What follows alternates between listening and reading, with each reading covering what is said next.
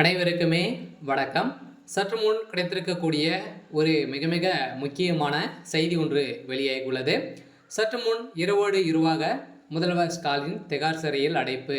இது மாதிரி செய்திகள் காலையிலேருந்து பார்த்தீங்கன்னா வெளியே இருக்கு. சில இரவோடு இரவாக நடந்த சம்பவத்தின் அடிப்படையில் இப்போ முதல்வர் ஸ்டாலின் அவர்கள் பார்த்தீங்கன்னா அதிரடியாக சிறையில் அடைக்கப்பட்டதாக தகவல் வெளியாயிருக்கு. ஸோ அதெல்லாம் பார்த்தீங்கன்னா இதனால் முதல்வர் ஸ்டாலின் அவர்கள் அடைக்கப்பட்டிருக்காரு அப்படின்னா அனைவருக்குமே தெரியும்.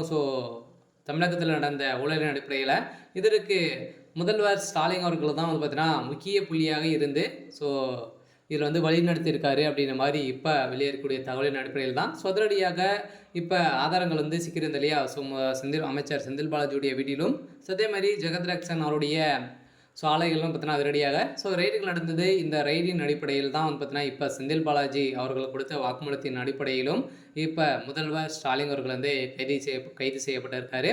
சில முதல்வர்களுடைய கதை ஒட்டுமொத்தமாக முடிந்திருக்கு. பார்த்தீங்கன்னா திமுகவுடைய ஆட்சியில் நிறைய மெகா ஊழல் நடந்திருக்கு. இதெல்லாம் கண்டுகொள்ளாத முதல்வர் ஸ்டாலின் அவர்கள் இதற்கு இவரே உறுதுணையாக இருந்திருக்காரு. இது குறைந்தபட்சமே பார்த்தீங்கன்னா இந்த டாஸ்மாக் கூடிய நிறுவனத்தில் 1000 கோடிக்கு மேலே மிக ஊழல் நடந்திருக்கு அப்படின்ற மாதிரி இப்போ அமலாக்கத்துறை பார்த்தோன்னா தகுந்த ஆதாரத்தோடு வெளியிட்டு இருக்கக்கூடிய நிலையில் இப்போ அதிரடியாக இரவோடு இரவாக பார்த்தீங்கன்னா முதல்வர் ஸ்டாலின் அவர்கள் சிறையில் அடைக்கப்பட்டதாக ஒரு தகவல் வழியாக இருக்குது. இதை பற்றி இந்த வீடியோவில் நம்ம முழுமையாக பார்க்கலாம். அதுக்கு முன்னாடி நம்ம சேனலுக்கு இப்போ தான் நீங்கள் முதல் முறையாக வந்திருக்கீங்க அப்படின்னா மறக்காமல் நம்மளுடைய சேனலை சப்ஸ்கிரைப் பண்ணி சப்போர்ட் பண்ணுங்கள்.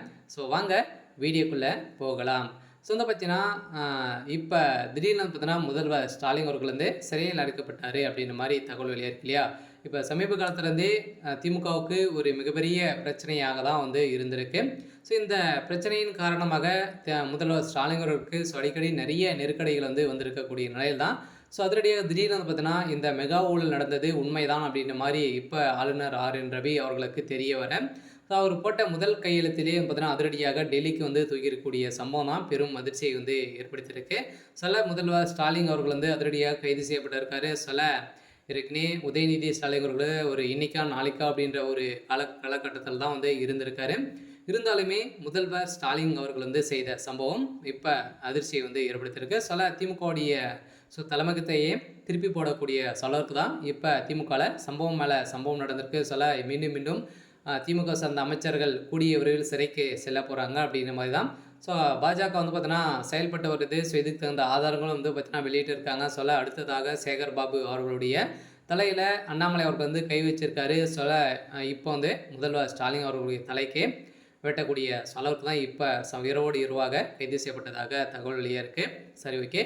இன்னைக்கான அப்டேட் இதுதான். மறக்காமல் நம்மளுடைய சேனலை சப்ஸ்கிரைப் பண்ணி சப்போர்ட் பண்ணுங்கள். தேங்க்யூ.